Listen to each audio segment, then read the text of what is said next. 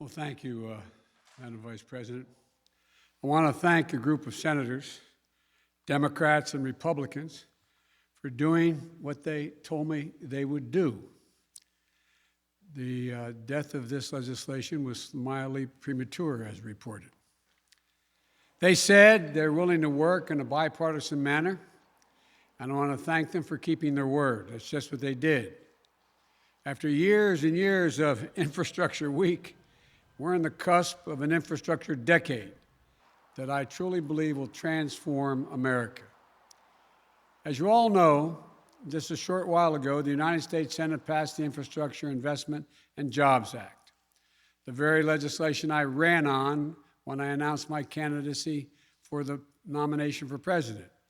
A historic investment in the nation's roads and highways, bridges and transit, and our drinking water systems and broadband, clean energy, environmental cleanup, and making infrastructure more resilient, and the climate crisis much more in our minds is how do we deal with it.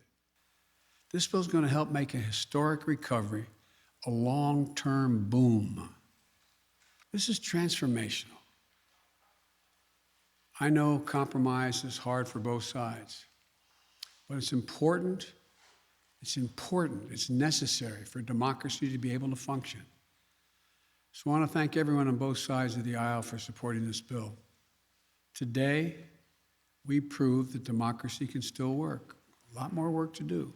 America's often had the greatest prosperity and made the most progress when we invest in America itself.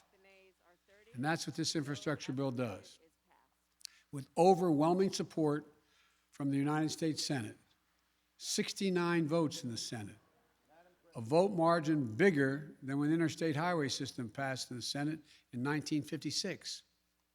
It makes key investments that will, one, create millions of good union jobs all across the country, in cities, small towns, rural and tribal communities. America, this is how we truly build back better.